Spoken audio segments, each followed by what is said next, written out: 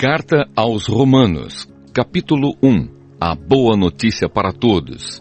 Eu, Paulo, servo de Cristo Jesus, escrevo esta carta. Deus me chamou e me separou para ser seu apóstolo, a fim de que eu anuncie a boa notícia do Evangelho de Deus. Há muito tempo essa boa notícia foi prometida por Deus, por meio dos seus profetas e escrita nas Escrituras Sagradas. Ela fala a respeito do Filho de Deus, o nosso Senhor Jesus Cristo, o qual, como ser humano, foi descendente do rei Davi. E quanto à sua santidade divina, a sua ressurreição provou com grande poder que ele é o Filho de Deus. Por meio de Cristo, Deus me deu a honra de ser apóstolo no serviço de Cristo para levar pessoas de todas as nações a crerem em Cristo e a serem obedientes a Ele. Entre essas pessoas estão vocês, que moram em Roma, a quem Deus tem chamado para pertencerem a Jesus Cristo. Por isso eu escrevo a todos vocês que estão em Roma, todos vocês a quem Deus ama e a quem tem chamado para serem o seu próprio povo.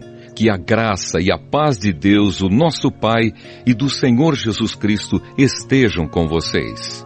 Oração de agradecimento. Em primeiro lugar, por meio de Jesus Cristo, dou graças ao meu Deus por todos vocês, pois no mundo inteiro se ouve falar a respeito da fé que vocês têm. Eu sirvo a Deus com todo o meu coração, anunciando a boa notícia a respeito do seu Filho. Deus é testemunha de que digo a verdade. Ele sabe que eu sempre lembro de vocês e oro por vocês.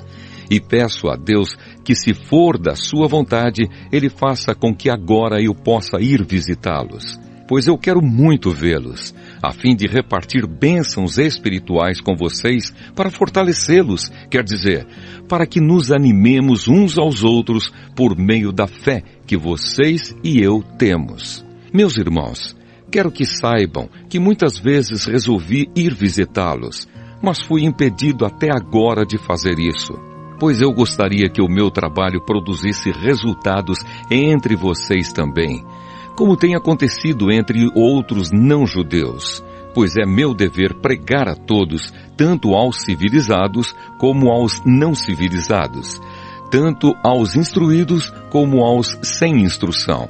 É por isso que eu quero anunciar o Evangelho também a vocês que moram em Roma. O poder do Evangelho. Eu não me envergonho do Evangelho, pois ele é o poder de Deus para salvar todos os que creem, primeiro os judeus e também os não-judeus, pois o Evangelho mostra como é que Deus nos aceita. É por meio da fé, do começo ao fim, como dizem as Escrituras Sagradas. Viverá aquele que por meio da fé é aceito por Deus. A culpa da humanidade. Do céu, Deus revela a sua ira contra todos os pecados e todas as maldades das pessoas que, por meio das suas más ações, não deixam que os outros conheçam a verdade a respeito de Deus. Deus castiga essas pessoas porque o que se pode conhecer a respeito de Deus está bem claro para elas, pois foi o próprio Deus que lhes mostrou isso. Desde que Deus criou o mundo, as suas qualidades invisíveis, isto é, o seu poder eterno e a sua natureza divina, têm sido vistas claramente. Os seres humanos podem ver tudo isso nas coisas que Deus tem feito e, portanto, eles não têm desculpa nenhuma.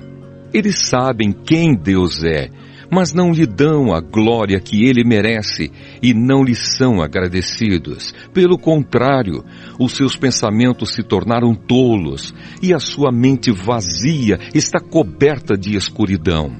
Eles dizem que são sábios, mas são tolos. Em vez de adorarem ao Deus imortal, adoram ídolos que se parecem com seres humanos, ou com pássaros, ou com animais de 4 patas, ou com animais que se arrastam pelo chão. Por isso Deus entregou os seres humanos aos desejos do coração deles, para fazerem coisas sujas e para terem relações vergonhosas uns com os outros. Eles trocam a verdade sobre Deus pela mentira, e adoram e servem as coisas que Deus criou, em vez de adorarem e servirem o próprio Criador, que deve ser louvado para sempre. Amém. Por causa das coisas que essas pessoas fazem, Deus as entregou às paixões vergonhosas, pois até as mulheres trocam as relações naturais pelas que são contra a natureza. E também os homens deixam as relações naturais com as mulheres e se queimam de paixão uns pelos outros. Homens têm relações vergonhosas uns com os outros e por isso recebem em si mesmos o castigo que merecem por causa dos seus erros. E como não querem saber do verdadeiro conhecimento a respeito de Deus, Ele entregou os seres humanos aos seus maus pensamentos, de modo que eles fazem o que não devem. Estão cheios de todo tipo de perversidade, maldade, ganância, vícios, ciúmes, crimes de morte, brigas, mentiras e malícia. Caluniam e falam mal uns dos outros, têm ódio de Deus e são atrevidos, orgulhosos e vaidosos. Inventam maneiras de fazer o mal, desobedecem aos pais, são imorais, não cumprem a palavra, não têm amor por ninguém e não têm pena dos outros. Eles sabem que o mandamento de Deus diz que aqueles que fazem essas coisas merecem a morte. Mas mesmo assim, continuam a fazê-las e, pior ainda, aprovam os que fazem as mesmas coisas que eles fazem. Carta aos Romanos, capítulo 2. Deus julga as pessoas. Meu amigo, não importa quem você seja, você não tem desculpa quando julga os outros. Pois quando você os julga, mas faz as mesmas coisas que eles fazem, você está condenando a você mesmo. Nós sabemos que Deus é justo quando condena os que fazem essas coisas. Mas você, que faz as mesmas coisas que condena nos outros, será que você pensa que escapará do julgamento de Deus? Ou será que você despreza a grande bondade, a tolerância e a paciência de Deus? Você sabe muito bem que Ele é bom e que quer fazer com que você mude de vida, mas o seu coração é duro e teimoso. Por isso você está aumentando ainda mais o castigo que vai sofrer no dia em que forem revelados a ira e os julgamentos justos de Deus, pois Ele recompensará cada um de acordo com o que fez. Deus dará a vida eterna às pessoas que perseveram em fazer o bem e buscam a glória, a honra e a vida imortal. Mas fará cair a sua ira e o seu castigo sobre os egoístas e sobre os que rejeitam o que é justo, a fim de seguir o que é mal. Haverá sofrimentos e aflições para todos os que fazem o mal, primeiro para os judeus e também para os não-judeus. Mas Deus dará glória, honra e paz a todos os que fazem o bem, primeiro aos judeus e também aos não-judeus, pois Ele trata a todos com igualdade. Todos aqueles que pecam sem conhecer a lei de Deus se perderão sem essa lei, mas todos aqueles que pecam conhecendo a lei serão julgados por ela. Porque as pessoas que Deus aceita não são aquelas que somente ouvem a lei, mas aquelas que fazem o que a lei manda. Os não-judeus não têm a lei, mas quando fazem pela sua própria vontade o que a lei manda, eles são a sua própria lei, embora não tenham a lei. Eles mostram pela sua maneira de agir que têm a lei escrita no seu coração. A própria consciência deles mostra que isso é verdade, e os seus pensamentos, que às vezes os acusam e às vezes os defendem, também mostram isso. E de acordo com o Evangelho que eu anuncio, assim será naquele dia em que Deus, por meio de Cristo Jesus, julgará os pensamentos secretos de todas as pessoas. Os judeus e a lei. O que dizer de você? Você diz que é judeu, confia na lei e se orgulha do Deus que você adora. Você sabe o que Deus quer que você faça e aprende na lei a escolher o que é certo. Você tem a certeza de que é guia dos cegos, luz para os que estão na escuridão, orientador dos que não têm instrução e professor dos jovens. Você está certo de que encontra na lei a apresentação completa do conhecimento e da verdade. Você que ensina os outros, por que é que não ensina você mesmo? Se afirma que não se deve roubar, por que é que você mesmo rouba? Se você diz que não se deve cometer adultério, por que é que você mesmo comete adultério? Você odeia os ídolos, mas rouba as coisas dos templos. Você se orgulha de ter a lei de Deus, mas você é uma vergonha para Deus, porque desobedece à sua lei. Pois as Escrituras Sagradas dizem: os não-judeus falam mal de Deus por causa de vocês, os judeus. A circuncisão tem valor se você, que é judeu, obedecer à lei. Porém, se não obedecer, é como se você não tivesse sido circuncidado. E se um homem que não foi circuncidado obedecer aos mandamentos da lei, Deus o tratará como se ele fosse circuncidado. Assim vocês, judeus, serão condenados pelos não-judeus, pois vocês desobedecem à lei, apesar de terem essa lei escrita e de serem circuncidados, enquanto que os não-judeus obedecem à lei, embora não sejam circuncidados. Portanto, eu pergunto, quem é judeu de fato e circuncidado de verdade? É claro que não é aquele que é judeu somente por fora e circuncidado só no corpo. Pelo contrário, o verdadeiro judeu é aquele que é judeu por dentro, aquele que tem o coração circuncidado. E isso é uma coisa que o Espírito de Deus faz e que a lei escrita não pode fazer. E o louvor que essa pessoa recebe não vem de seres humanos, mas vem de Deus. Carta aos Romanos, capítulo 3. Então, qual é a vantagem de ser judeu? Será que ser circuncidado tem algum valor? Tem sim, e de muitas maneiras. E a primeira vantagem é que Deus entregou a sua mensagem aos cuidados dos judeus. Mas se alguns não foram fiéis, será que por isso Deus vai ser infiel? De modo nenhum. Que Deus continue a ser verdadeiro, mesmo que todas as pessoas sejam mentirosas. Como dizem as Escrituras Sagradas a respeito dele, que fique provado que tu tens razão quando falas, e que sejas vencedor quando fores julgado. Mas, se as injustiças que cometemos servem para mostrar que Deus age com justiça, o que é que podemos dizer? Que Deus é injusto quando nos castiga? Eu falo aqui como as pessoas costumam falar. É claro que não. Se Deus não fosse justo, como poderia julgar o mundo? Mas digamos que a minha mentira faz com que a verdade de Deus fique mais clara, aumentando assim a glória dele. Nesse caso, por que é que devo ainda ser condenado como pecador? Então, por que não dizer, façamos o mal para que desse mal venha o bem? Na verdade, alguns têm me caluniado, dizendo que eu afirmo isso, porém, eles serão condenados como merecem. Todos somos culpados. Então será que nós, os judeus, estamos em melhor situação do que os não-judeus? De modo nenhum. Já mostrei que todos, judeus e não-judeus, estão debaixo do poder do pecado, como dizem as Escrituras Sagradas. Não há uma só pessoa que faça o que é certo, não há ninguém que tenha juízo, não há ninguém que adore a Deus. Todos se desviaram do caminho certo, todos se perderam. Não há mais ninguém que faça o bem, não há ninguém mesmo. Todos mentem e enganam sem parar.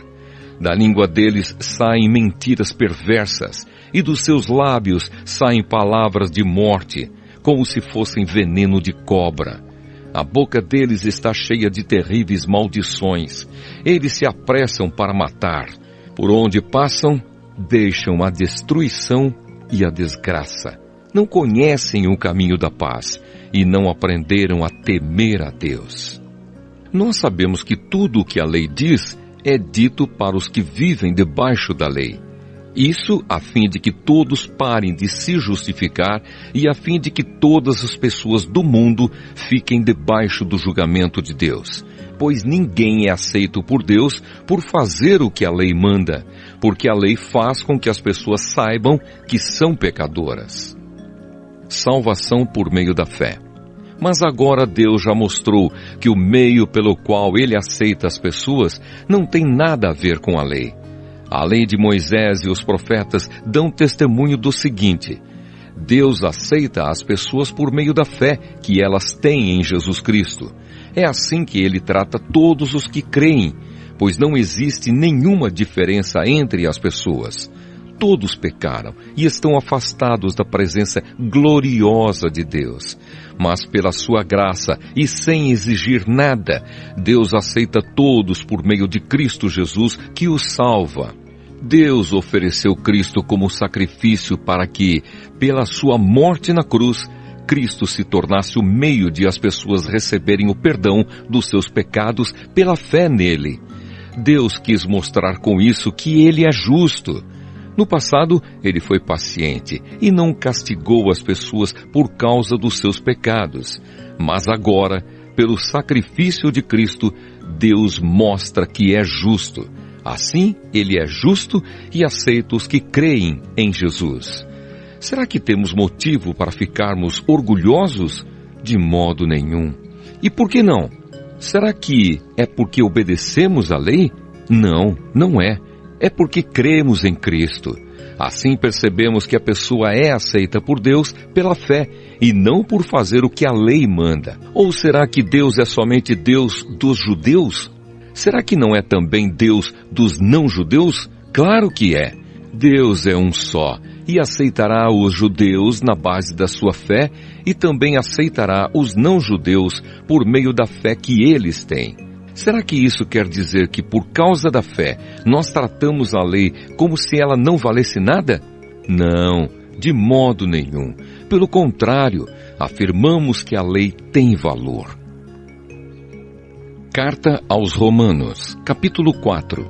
O exemplo de Abraão. Então o que é que podemos dizer de Abraão, o antepassado de nossa raça? O que foi que ele conseguiu? Se foi por causa das coisas que ele fez que Deus o aceitou, então ele teria motivo para se orgulhar, mas não para se orgulhar diante de Deus. Pois, o que é que as Escrituras Sagradas dizem? Elas dizem: Abraão creu em Deus e por isso Deus o aceitou. O salário que o trabalhador recebe não é um presente, mas é o pagamento a que ele tem direito por causa do trabalho que fez. Porém, a pessoa que não põe a sua esperança nas coisas que faz, mas simplesmente crê em Deus, é a fé dessa pessoa que faz com que ela seja aceita por Deus. O Deus que trata o culpado como se ele fosse inocente.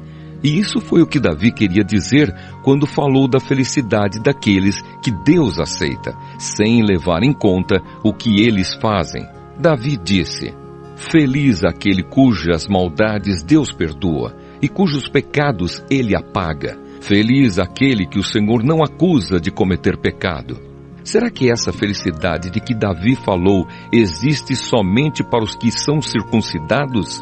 É claro que não. Ela existe também para os que não são circuncidados, pois já citamos as Escrituras Sagradas que dizem: Abraão creu em Deus e por isso Deus o aceitou. Quando foi que isso aconteceu? Foi antes ou depois de Abraão ser circuncidado? Foi antes e não depois. Ele foi circuncidado mais tarde, e a sua circuncisão foi um sinal para provar que Deus aceitou Abraão porque ele tinha fé. E isso aconteceu quando ele ainda não havia sido circuncidado. Assim, Abraão é o pai espiritual de todos os que creem em Deus e são aceitos por ele, mesmo que não sejam circuncidados. Ele é também o pai dos que são circuncidados, não apenas porque são circuncidados, mas porque vivem a mesma vida de fé que Abraão, o nosso pai, viveu antes de ter sido circuncidado. Promessa e fé. Deus prometeu a Abraão e aos seus descendentes que o mundo ia pertencer a eles. Essa promessa foi feita não porque Abraão tinha obedecido à lei, mas porque ele havia crido em Deus e havia sido aceito por ele. Pois se aqueles que obedecem à lei vão receber o que Deus prometeu, então a fé é inútil e a promessa de Deus não tem valor, pois a lei traz o castigo de Deus. Mas onde não existe lei, também não existe desobediência à lei. Portanto, a promessa de Deus depende da fé, a fim de que a promessa seja garantida como presente de Deus a todos os descendentes de Abraão. Ela não é somente para os que obedecem à lei, mas também para os que creem em Deus, como Abraão creu, pois ele é o pai espiritual de todos nós. Como dizem as Escrituras Sagradas, eu fiz de você o pai de muitas nações.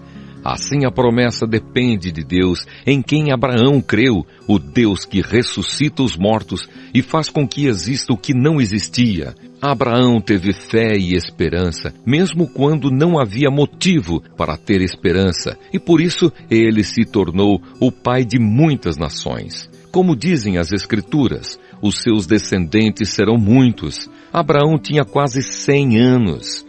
Mas mesmo quando ele pensou a respeito do seu corpo, que já estava como morto, ou quando lembrou que Sara não podia ter filhos, a sua fé não enfraqueceu. Abraão não perdeu a fé, nem duvidou da promessa de Deus. A sua fé o encheu de poder, e ele louvou a Deus porque tinha toda a certeza de que Deus podia fazer o que havia prometido. Por isso Abraão, por meio da fé, foi aceito por Deus. As palavras "foi aceito" não falam somente dele, falam também de nós que seremos aceitos, nós, os que cremos em Deus, o qual ressuscitou Jesus, o nosso Senhor. Jesus foi entregue para morrer por causa dos nossos pecados e foi ressuscitado a fim de que nós fôssemos aceitos por Deus. Carta aos Romanos, capítulo 5. Aceitos por Deus. Agora que fomos aceitos por Deus pela nossa fé nele, temos paz com ele por meio do nosso Senhor Jesus Cristo. Foi Cristo quem nos deu por meio da nossa fé esta vida na graça de Deus. E agora continuamos firmes nessa graça e nos alegramos na esperança de participar da glória de Deus. E também nos alegramos nos sofrimentos, pois sabemos que os sofrimentos produzem a paciência. A paciência traz a aprovação de Deus, e essa aprovação cria a esperança. Essa esperança não nos deixa decepcionados, pois Deus derramou o seu amor no nosso coração por meio do Espírito Santo que Ele nos deu. De fato, quando não tínhamos força espiritual, Cristo morreu pelos maus, no tempo escolhido por Deus.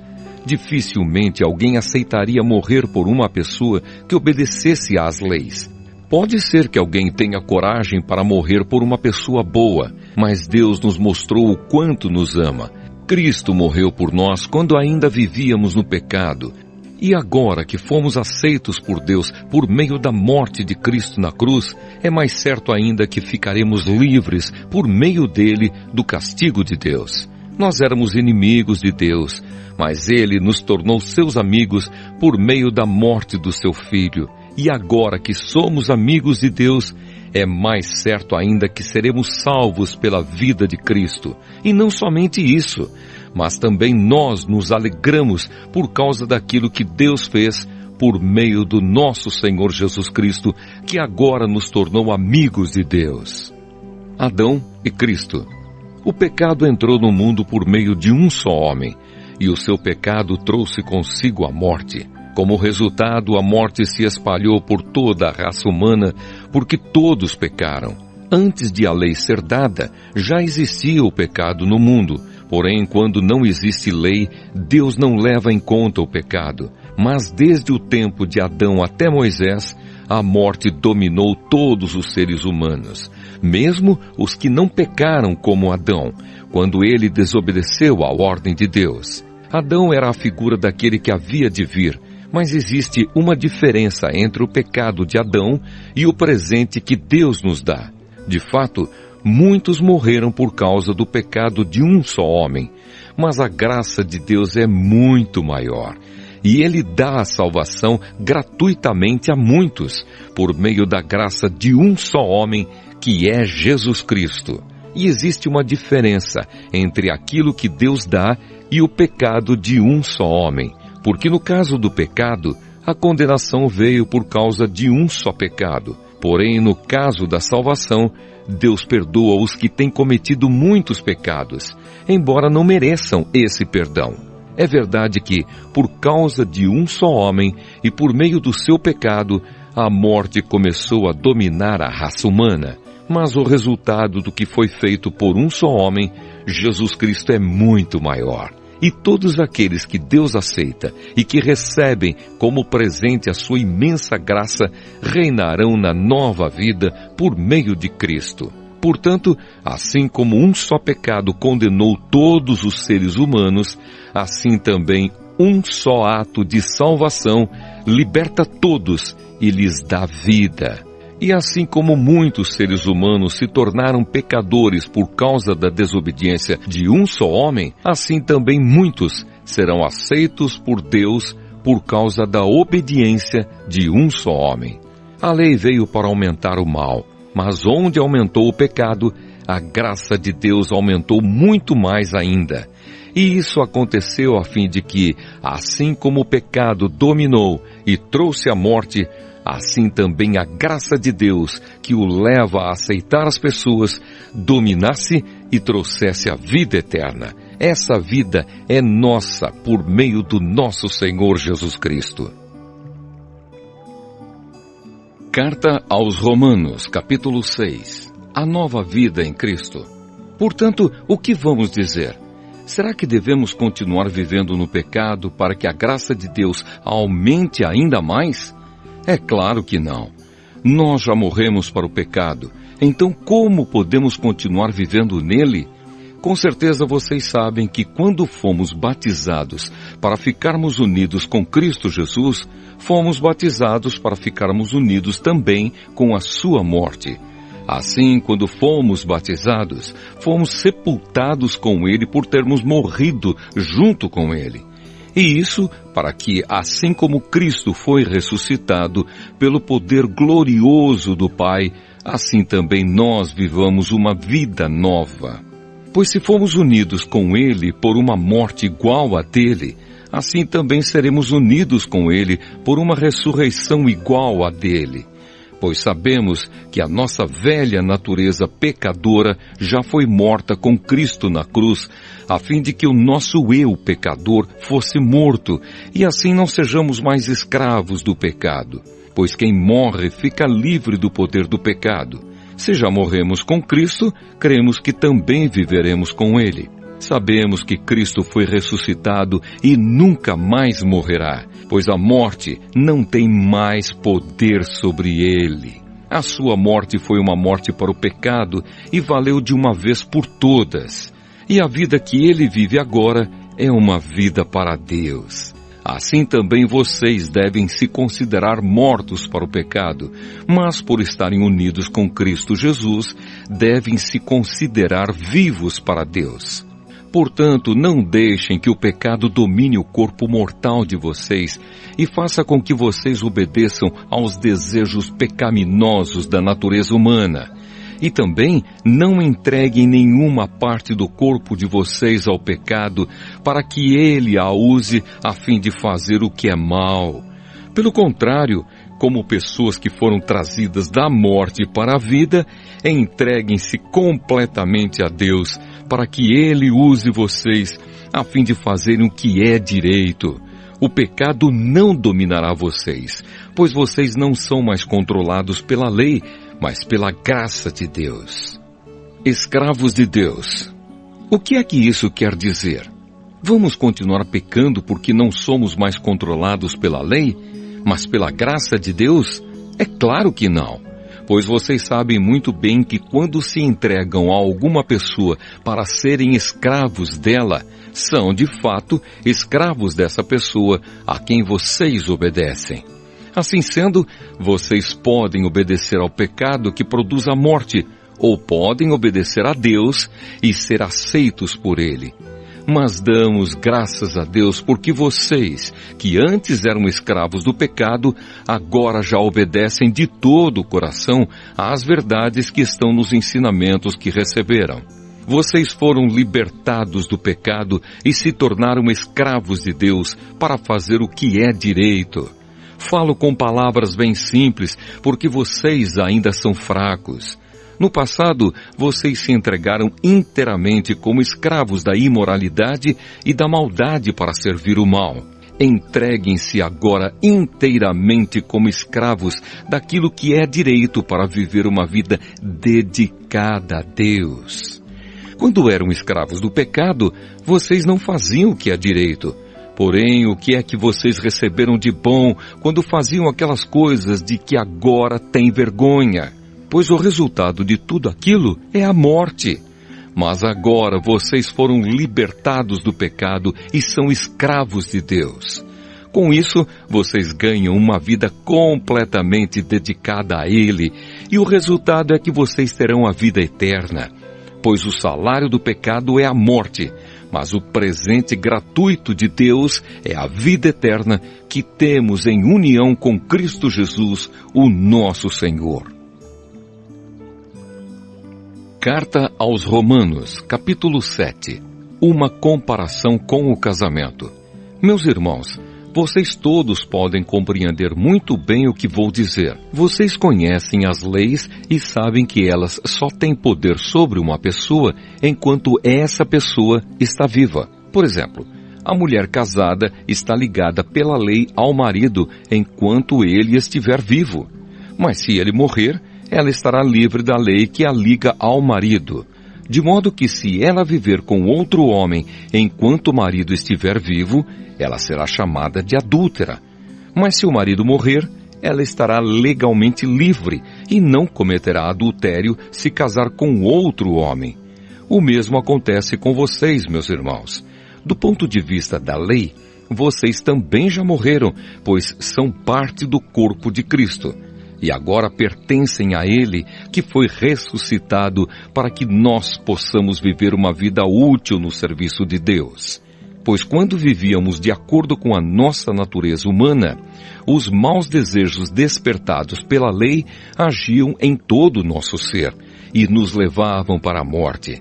Porém agora estamos livres da lei, porque já morremos para aquilo que nos mantinha prisioneiros. Por isso somos livres para servir a Deus não da maneira antiga, obedecendo à lei escrita, mas da maneira nova, obedecendo ao Espírito de Deus. A lei e o pecado. O que vamos dizer então? Que a própria lei é pecado? É claro que não, mas foi a lei que me fez saber o que é pecado. Pois eu não saberia o que é a cobiça se a lei não tivesse dito, não cobice. Porém, o pecado se aproveitou dessa lei para despertar em mim todo tipo de cobiça. Porque se não existe a lei, o pecado é uma coisa morta, pois houve um tempo em que eu não conhecia a lei e estava vivo.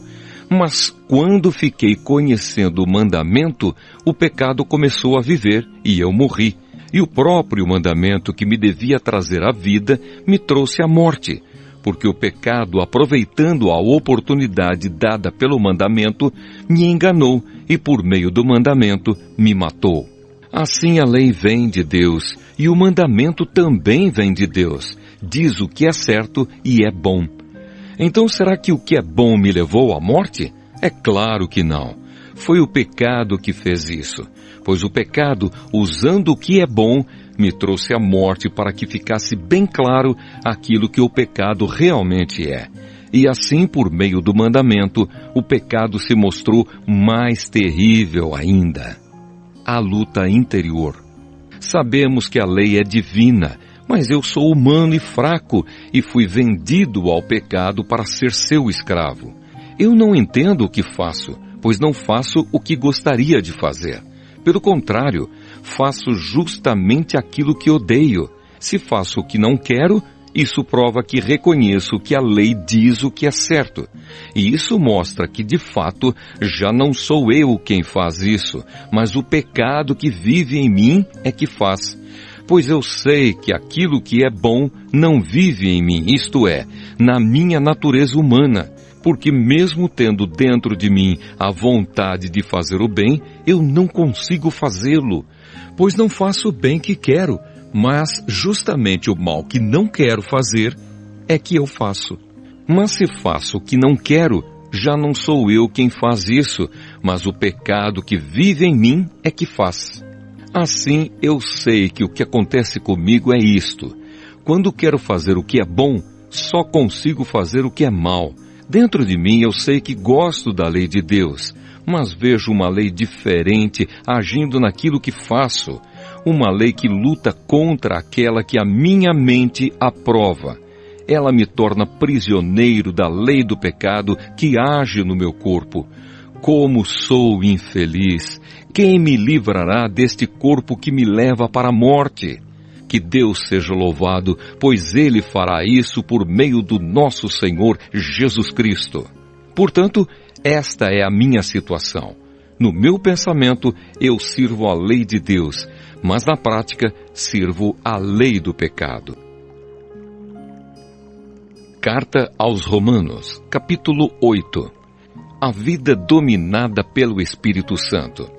Agora já não existe nenhuma condenação para as pessoas que estão unidas com Cristo Jesus. Pois a lei do Espírito de Deus, que nos trouxe vida por estarmos unidos com Cristo Jesus, livrou você da lei do pecado e da morte. Deus fez o que a lei não pôde fazer, porque a natureza humana era fraca. Deus condenou o pecado na natureza humana, enviando o seu próprio Filho, que veio na forma da nossa natureza pecaminosa, a fim de acabar com o pecado. Deus fez isso para que as ordens justas da lei pudessem ser completamente cumpridas por nós, que vivemos de acordo com o Espírito de Deus e não de acordo com a natureza humana. Porque as pessoas que vivem de acordo com a natureza humana têm a sua mente controlada por essa mesma natureza. Mas as que vivem de acordo com o Espírito de Deus têm a sua mente controlada pelo Espírito. As pessoas que têm a mente controlada pela natureza humana acabarão morrendo espiritualmente, mas as que têm a mente controlada pelo Espírito de Deus terão a vida eterna e a paz. Por isso, as pessoas que têm a mente controlada pela natureza humana se tornam inimigas de Deus, pois não obedecem à lei de Deus e, de fato, não podem obedecer a ela. As pessoas que vivem de acordo com a sua natureza humana não podem agradar a Deus. Vocês, porém, não vivem como manda a natureza humana, mas como o Espírito de Deus quer, se é que o Espírito de Deus vive realmente em vocês. Quem não tem o Espírito de Cristo não pertence a Ele. Mas se Cristo vive em vocês, então, embora o corpo de vocês vá morrer por causa do pecado, o Espírito de Deus é vida para vocês, porque vocês foram aceitos por Deus. Se em vocês vive o Espírito daquele que ressuscitou Jesus, então aquele que ressuscitou Jesus Cristo dará também vida ao corpo mortal de vocês por meio do seu Espírito que vive em vocês. Portanto, meus irmãos, nós temos uma obrigação que é a de não vivermos de acordo com a nossa natureza humana. Porque se vocês viverem de acordo com a natureza humana, vocês morrerão espiritualmente. Mas se pelo Espírito de Deus vocês matarem as suas ações pecaminosas, vocês viverão espiritualmente. Pois aqueles que são guiados pelo Espírito de Deus são filhos de Deus. Porque o Espírito que vocês receberam de Deus não torna vocês escravos e não faz com que tenham medo. Pelo contrário, o Espírito torna vocês filhos de Deus e pelo poder do Espírito dizemos com fervor a Deus: Pai, meu Pai. O Espírito de Deus se une com o nosso Espírito para afirmar que somos filhos de Deus. Nós somos seus filhos e por isso receberemos as bênçãos que Ele guarda para o seu povo e também receberemos com Cristo aquilo que Deus tem guardado para Ele. Porque se tomamos parte nos sofrimentos de Cristo, também tomaremos parte na sua glória. A glória futura. Eu penso que o que sofremos durante a nossa vida não pode ser comparado de modo nenhum com a glória que nos será revelada no futuro. O universo todo espera com muita impaciência o momento em que Deus vai revelar o que os seus filhos realmente são. Pois o universo se tornou inútil, não pela sua própria vontade, mas porque Deus quis que fosse assim. Porém, existe esta esperança. Um dia o próprio universo ficará livre do poder destruidor que o mantém escravo e tomará parte na gloriosa liberdade dos filhos de Deus. Pois sabemos que até agora o universo todo geme e sofre como uma mulher que está em trabalho de parto, e não somente o universo, mas nós, que temos o Espírito Santo como o primeiro presente que recebemos de Deus, nós também gememos dentro de nós mesmos, enquanto esperamos que Deus faça com que sejamos seus filhos e nos liberte completamente. Pois foi por meio da esperança que somos salvos. Mas, se já estamos vendo aquilo que esperamos, então isso não é mais uma esperança. Pois quem é que fica esperando por alguma coisa que está vendo? Porém, se estamos esperando alguma coisa que ainda não podemos ver, então esperamos com paciência. Assim também o Espírito de Deus vem nos ajudar na nossa fraqueza, pois não sabemos como devemos orar. Mas o Espírito de Deus, com gemidos que não podem ser explicados por palavras, pede a Deus em nosso favor. E Deus, que vê o que está dentro do coração, sabe qual é o pensamento do Espírito, porque o Espírito pede em favor do povo de Deus e pede de acordo com a vontade de Deus. Pois sabemos que todas as coisas trabalham juntas para o bem daqueles que amam a Deus, daqueles a quem Ele chamou de acordo com o seu plano. Porque aqueles que já tinham sido escolhidos por Deus, Ele também separou a fim de se tornarem parecidos com o seu Filho. Ele fez isso para que o Filho fosse o primeiro entre muitos irmãos. Assim Deus chamou os que havia separado. Não somente os chamou, mas também os aceitou. E não somente os aceitou, mas também repartiu a sua glória com eles. O amor de Deus que é nosso por meio de Cristo. Diante de tudo isso, o que mais podemos dizer? Se Deus está do nosso lado, quem poderá nos vencer? Ninguém. Porque Ele nem mesmo deixou de entregar o próprio Filho, mas o ofereceu por todos nós. Se Ele nos deu o seu Filho, será que não nos dará também todas as coisas? Quem acusará aqueles que Deus escolheu? Ninguém, porque o próprio Deus declara que eles não são culpados. Será que alguém poderá condená-los? Ninguém, pois foi Cristo Jesus quem morreu, ou melhor, quem foi ressuscitado e está à direita de Deus, e Ele pede a Deus em favor de nós. Então quem pode nos separar do amor de Cristo? Serão os sofrimentos, as dificuldades, a perseguição, a fome, a pobreza, o perigo ou a morte?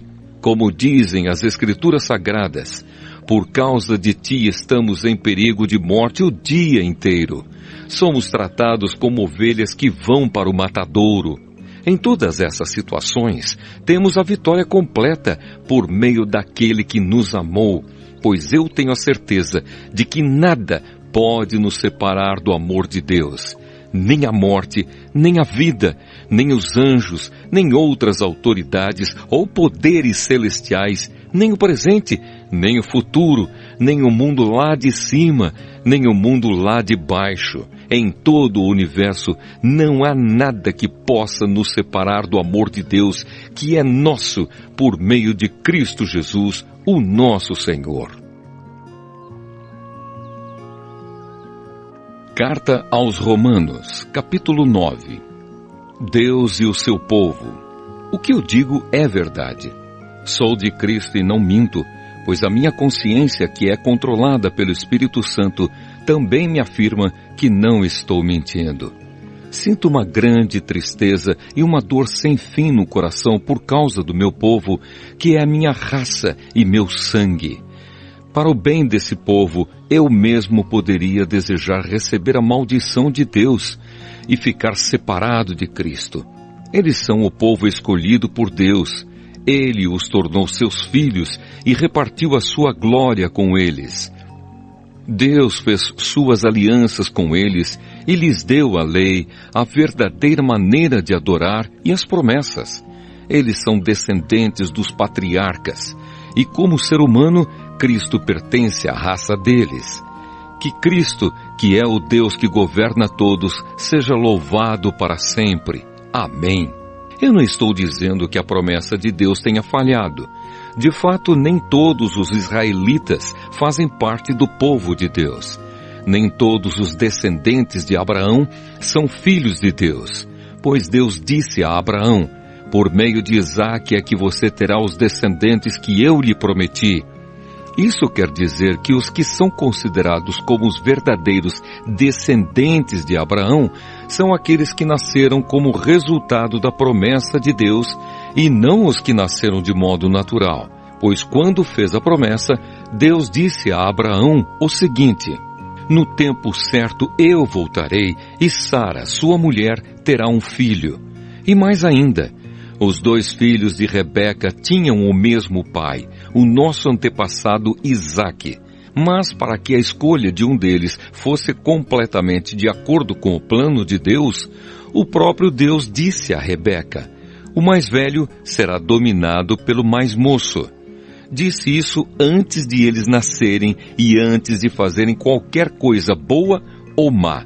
Assim ficou confirmado que é de acordo com o seu plano que Deus escolhe aqueles que Ele quer chamar, sem levar em conta o que eles tenham feito. Como dizem as Escrituras Sagradas: eu escolhi Jacó, mas rejeitei Esaú.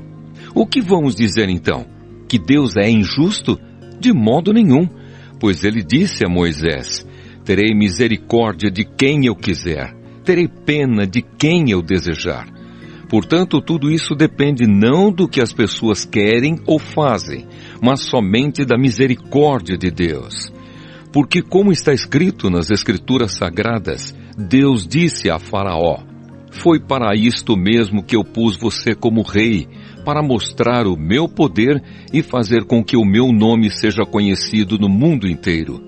Portanto, Deus tem misericórdia de quem Ele quer e endurece o coração de quem Ele quer. A ira e a misericórdia de Deus. Algum de vocês vai me dizer: se é assim, como é que Deus pode encontrar culpa nas pessoas? Quem pode ir contra a vontade de Deus? Mas quem é você, meu amigo, para discutir com Deus? Será que um pote de barro pode perguntar a quem o fez: por que você me fez assim? Pois o homem que fez o pote tem o direito de usar o barro como quer. Do mesmo barro, ele pode fazer 2 potes, um pote para uso especial e outro para uso comum. E foi isso que Deus fez. Ele quis mostrar a sua ira e tornar bem conhecido o seu poder. Assim suportou com muita paciência os que mereciam o castigo e que iam ser destruídos. Ele quis também mostrar como é grande a sua glória que Ele derramou sobre nós, que somos aqueles de quem Ele teve pena e a quem Ele já havia preparado para receberem a sua glória. Pois nós somos aqueles que Deus chamou, não somente os que são judeus, mas também os não-judeus. Isso é o que Ele diz no livro de Oséias: aqueles que não eram meu povo, eu chamarei de meu povo. A nação que eu não amava, chamarei de minha amada. E no mesmo lugar onde foi dito: vocês não são o meu povo, ali eles serão chamados de os filhos do Deus vivo. E Isaías disse a respeito de Israel: mesmo que o povo de Israel seja tão numeroso como os grãos de areia da praia do mar, somente alguns deles serão salvos. Pois o Senhor julgará logo e de uma vez o mundo inteiro. Como o próprio Isaías tinha dito antes: se o Senhor Todo-Poderoso não nos tivesse deixado alguns descendentes, seríamos agora como a cidade de Sodoma, estaríamos destruídos como Gomorra. O povo de Israel e o Evangelho. O que vamos dizer então? Vamos dizer isto: os não-judeus, que não procuravam ser aceitos por Deus, foram aceitos por meio da fé. Porém, o povo de Israel, que procurava uma lei para ser aceito por Deus, não encontrou o que estava procurando. E por que não? Porque eles procuravam alcançar isso por meio das suas ações e não por meio da fé. Eles tropeçaram na pedra de tropeço, como dizem as Escrituras Sagradas. Vejam, estou colocando em Sião uma pedra em que eles vão tropeçar, a rocha que vai fazê-los cair. Mas quem crer nela não ficará desiludido. Carta aos Romanos, capítulo 10. Meus irmãos, desejo de todo o coração que o meu próprio povo seja salvo, e peço a Deus em favor deles, porque eu sou testemunha de que eles são muito dedicados a Deus. Mas a dedicação deles não está baseada no verdadeiro conhecimento, pois eles não conhecem a maneira como Deus aceita as pessoas e assim têm procurado conseguir isso da sua própria maneira. Eles rejeitaram o modo de Deus aceitar as pessoas, porque com Cristo a lei chegou ao fim, e assim os que creem é que são aceitos por Deus.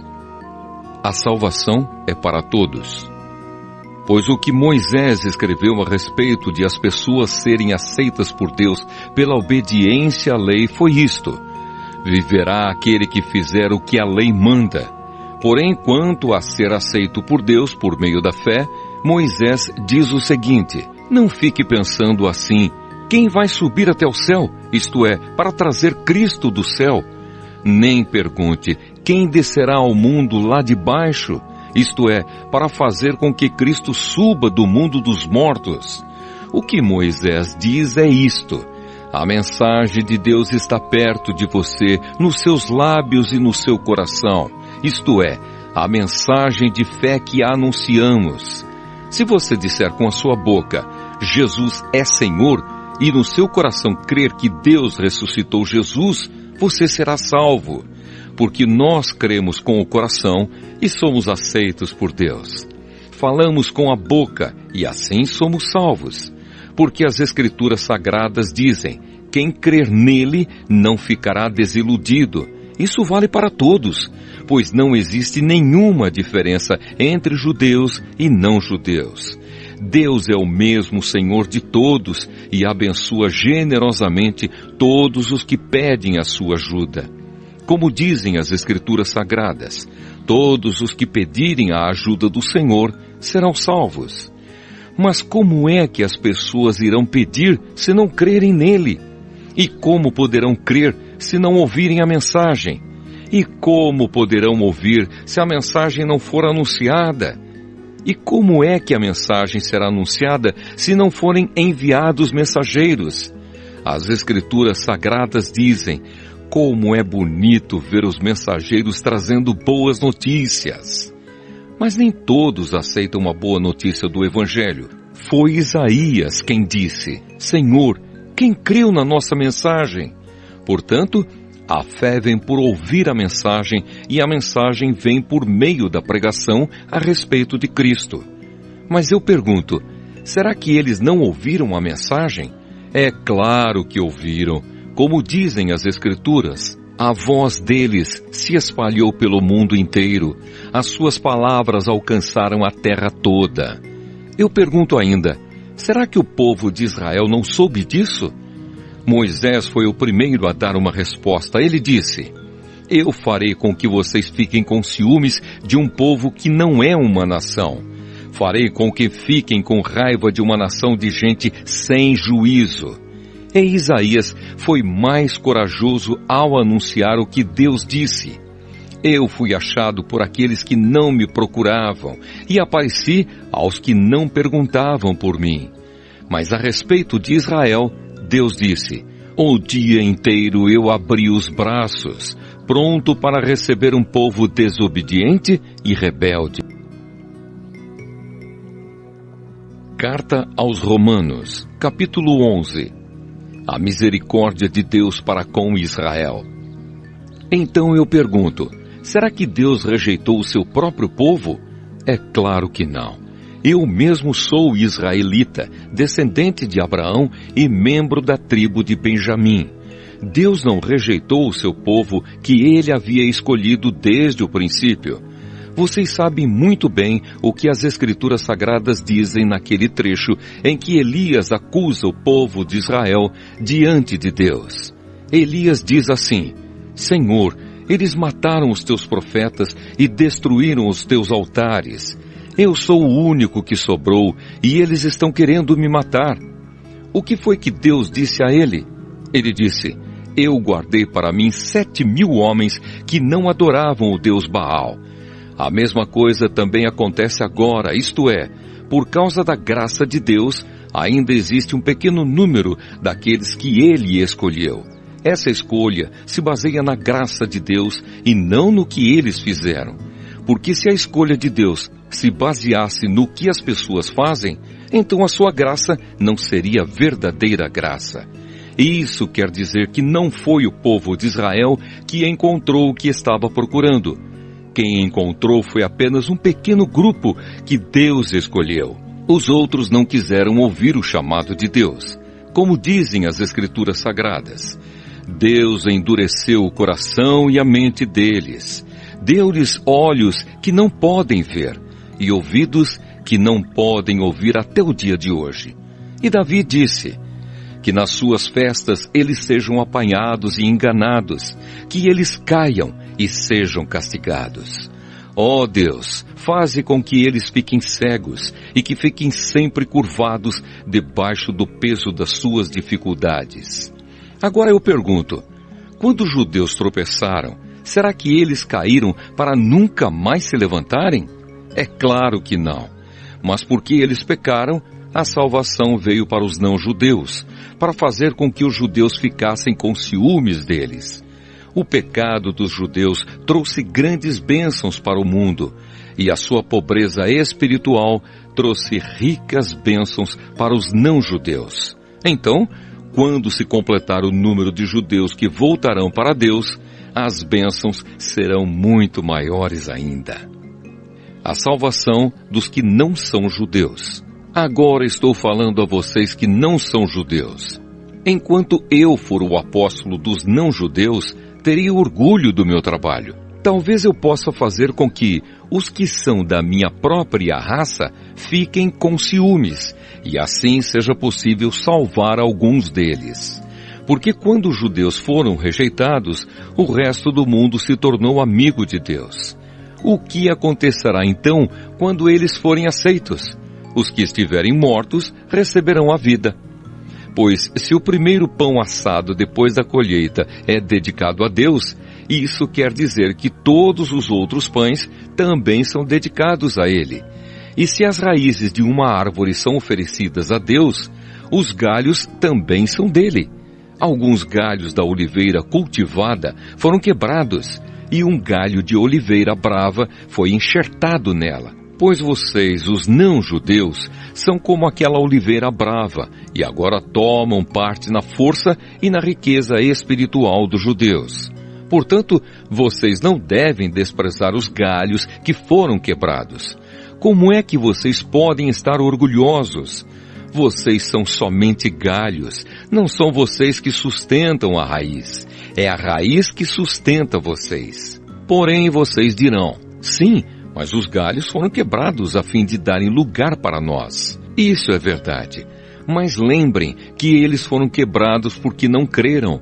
No entanto, vocês continuam na oliveira porque creem. E não tenham orgulho disso. Pelo contrário, tenham medo. Se Deus não deixou de castigar os judeus, que são como galhos naturais, vocês acham que Ele vai deixar de castigar vocês? Vejam como Deus é bom e também é duro. Ele é duro para os que caíram e bom para vocês, se continuarem sempre confiando na bondade dele. Senão, vocês também serão cortados. E se os judeus abandonarem a sua descrença, serão enxertados na oliveira cultivada, pois Deus pode enxertá-los de novo. Vocês, os não-judeus, são como aquele galho de oliveira brava que foi cortado e enxertado contra a natureza na oliveira cultivada. Os judeus são como essa oliveira cultivada. Portanto, para Deus, será muito mais fácil enxertar de novo na própria árvore deles esses galhos quebrados. A bondade de Deus para com todos. Meus irmãos, quero que vocês conheçam uma verdade secreta, para que não pensem que são muito sábios. A verdade é esta: a teimosia do povo de Israel não durará para sempre, mas somente até que o número completo de não-judeus venha para Deus. É assim que todo o povo de Israel será salvo, como dizem as Escrituras Sagradas. O Redentor virá de Sião e tirará toda a maldade dos descendentes de Jacó. Eu, o Senhor, farei esta aliança com eles, quando tirar os seus pecados. Os judeus rejeitaram o Evangelho e por isso são inimigos de Deus para o bem de vocês, os não-judeus. Mas pela escolha de Deus, eles são amigos dele por causa dos patriarcas.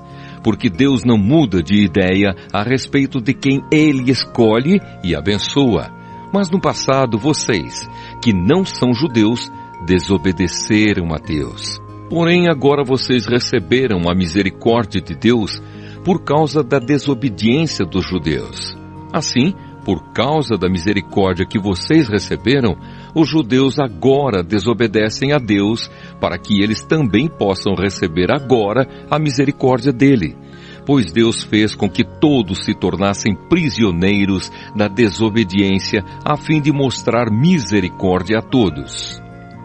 Louvor a Deus! Como são grandes as riquezas de Deus!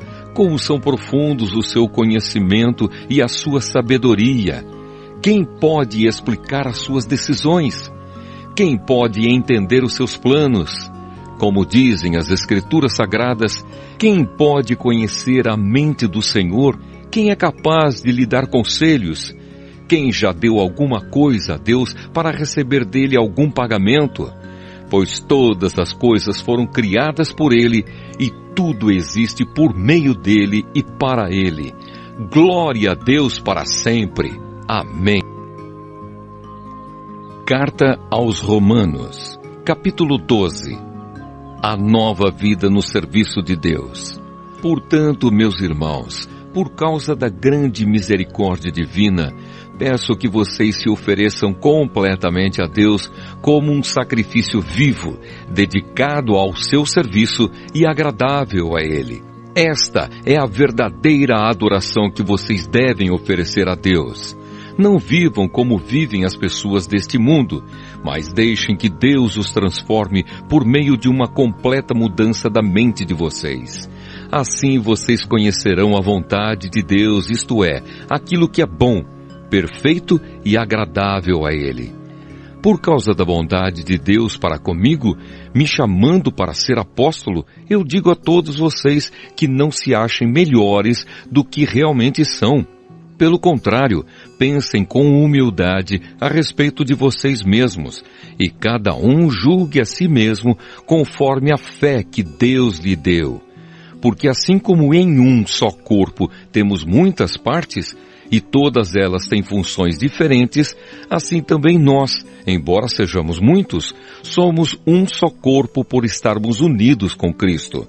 E todos estamos unidos uns com os outros como partes diferentes de um só corpo. Portanto, usemos os nossos diferentes dons de acordo com a graça que Deus nos deu. Se o dom que recebemos é o de anunciar a mensagem de Deus, façamos isso de acordo com a fé que temos. Se é o dom de servir, então devemos servir. Se é o de ensinar, então ensinemos. Se é o dom de animar os outros, então animemos. Quem reparte com os outros o que tem, que faça isso com generosidade. Quem tem autoridade, que use a sua autoridade com todo cuidado. Quem ajuda os outros, que ajude com alegria. Que o amor de vocês não seja fingido. Odeiem o mal e sigam o que é bom. Amem uns aos outros com o amor de irmãos em Cristo e se esforcem para tratar uns aos outros com respeito. Trabalhem com entusiasmo e não sejam preguiçosos. Sirvam o Senhor com o coração cheio de fervor. Que a esperança que vocês têm os mantenha alegres. Aguentem com paciência os sofrimentos e orem sempre. Repartam com os irmãos necessitados o que vocês têm e recebam os estrangeiros nas suas casas. Peçam que Deus abençoe os que perseguem vocês. Sim, Peçam que ele abençoe e não que amaldiçoe. Alegrem-se com os que se alegram e chorem com os que choram. Tenham por todos o mesmo cuidado. Não sejam orgulhosos, mas aceitem serviços humildes. Que nenhum de vocês fique pensando que é sábio. Não paguem a ninguém o mal com o mal. Procurem agir de tal maneira que vocês recebam a aprovação dos outros. No que depender de vocês, façam todo o possível para viver em paz com todas as pessoas. Meus queridos irmãos, nunca se vinguem de ninguém. Pelo contrário, deixem que seja Deus quem dê o castigo, pois as Escrituras Sagradas dizem: eu me vingarei, eu acertarei contas com eles, diz o Senhor. Mas façam como dizem as Escrituras. Se o seu inimigo estiver com fome, dê comida a ele. Se estiver com sede, dê água, porque assim você o fará queimar de remorso e vergonha. Não deixem que o mal vença vocês, mas vençam o mal com o bem. Carta aos Romanos, capítulo 13. Obediência às autoridades. Obedeçam às autoridades todos vocês, pois nenhuma autoridade existe sem a permissão de Deus, e as que existem foram colocadas nos seus lugares por Ele. Assim, quem se revolta contra as autoridades está se revoltando contra o que Deus ordenou, e os que agem desse modo serão condenados. Somente os que fazem o mal devem ter medo dos governantes, e não os que fazem o bem. Se você não quiser ter medo das autoridades, então faça o que é bom, e elas o elogiarão, porque as autoridades estão a serviço de Deus para o bem de você. Mas se você faz o mal, então tenha medo, pois as autoridades, de fato, têm poder para castigar.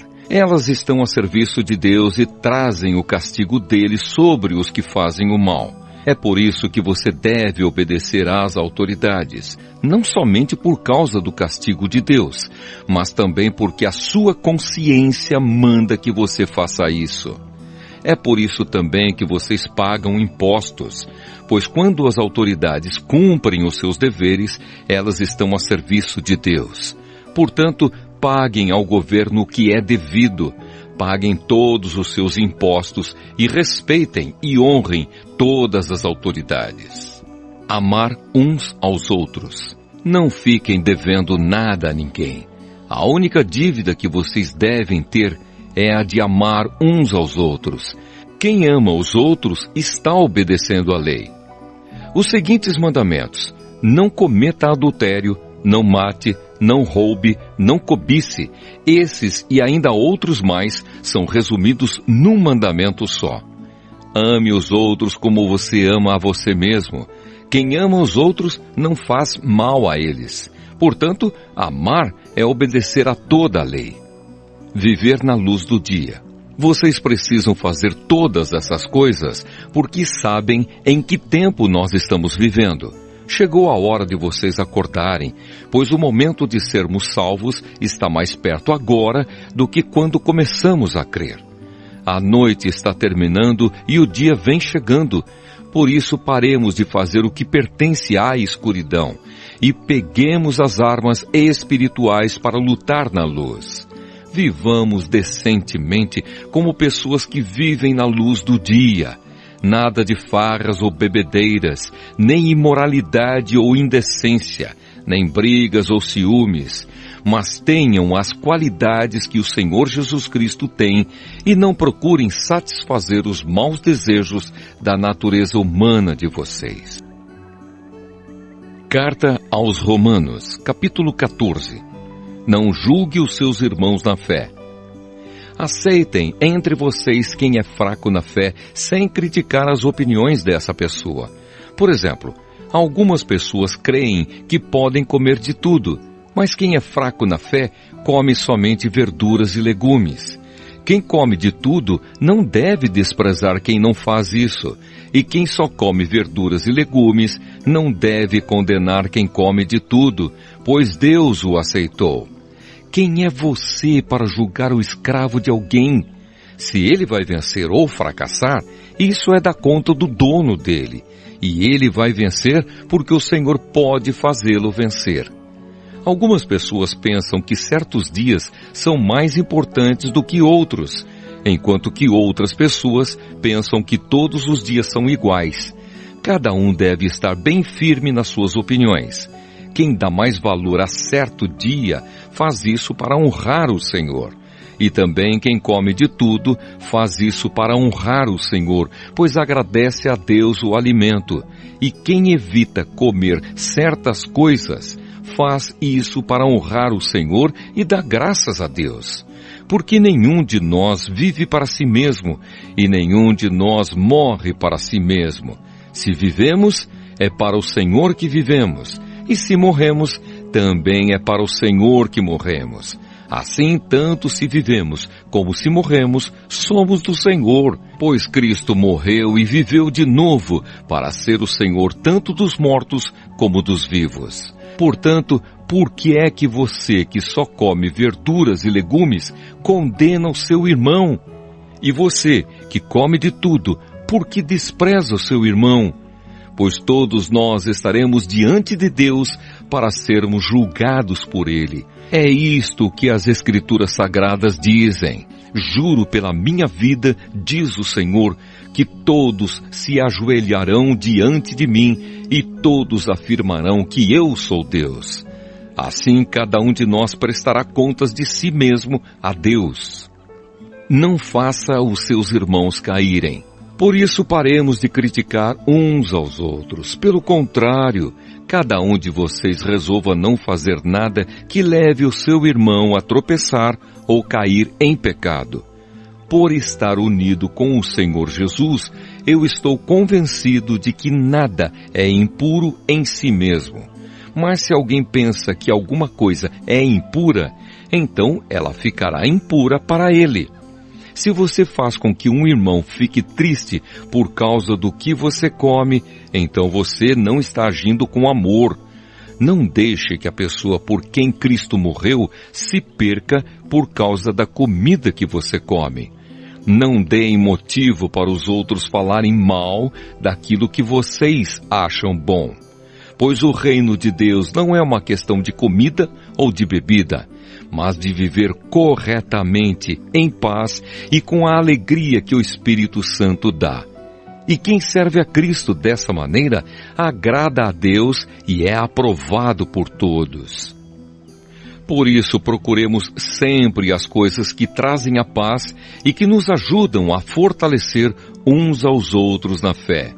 Por uma questão de comida, não destrua o que Deus fez. Todos os alimentos podem ser comidos, mas é errado comer alguma coisa quando isso faz com que outra pessoa caia em pecado. O que está certo é não comer carne, não beber vinho, nem fazer qualquer outra coisa que leve um irmão a cair em pecado. Mas guarde entre você mesmo e Deus o que você crê a respeito desse assunto. Feliz a pessoa que não é condenada pela consciência quando faz o que acha que deve fazer.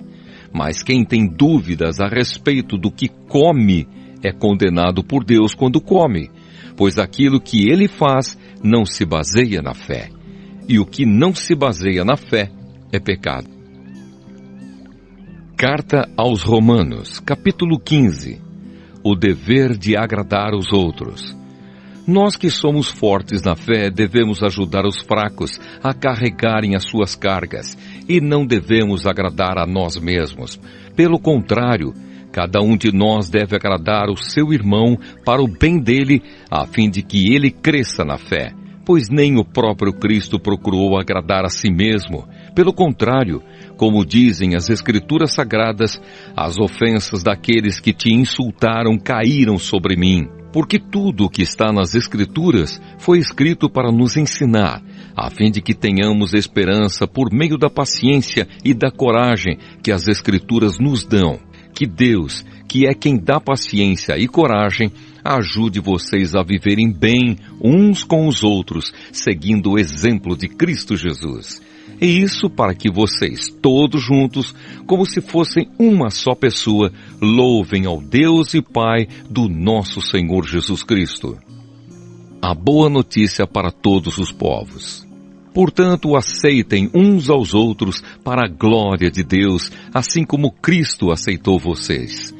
Pois eu lhes digo que Cristo se tornou servo dos judeus, a fim de mostrar que Deus é fiel, para fazer com que se cumprissem as promessas feitas por Deus aos patriarcas e para fazer com que os não-judeus louvassem a Deus pela sua bondade, como dizem as Escrituras Sagradas. Por isso eu te louvarei entre os que não são judeus e cantarei louvores a ti. Elas dizem também: vocês que não são judeus, alegrem-se com o povo escolhido de Deus.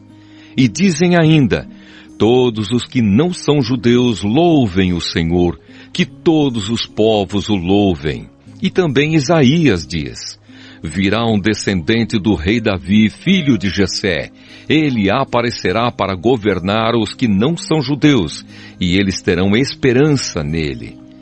Que Deus, que nos dá essa esperança, encha vocês de alegria e de paz por meio da fé que vocês têm nele, a fim de que a esperança de vocês aumente pelo poder do Espírito Santo. A franqueza de Paulo. Meus irmãos, estou certo de que vocês estão cheios de bondade, sabem tudo o que é preciso saber e são capazes de dar conselhos uns aos outros. Porém, nesta carta me atrevi a escrever com toda a franqueza para fazer com que vocês lembrem de coisas que já sabem. Eu escrevi assim por causa do privilégio que Deus me deu de ser servo de Cristo Jesus para trabalhar em favor dos que não são judeus. Eu sirvo como sacerdote ao anunciar o Evangelho que vem de Deus. E faço isso para que os não-judeus sejam uma oferta que Deus aceite, dedicada a Ele pelo Espírito Santo. Portanto, por estar unido com Cristo Jesus, posso me orgulhar do serviço que faço para Deus. Eu me atreverei a falar somente do que Cristo tem feito por meio de mim, a fim de levar os não-judeus a obedecerem a Deus.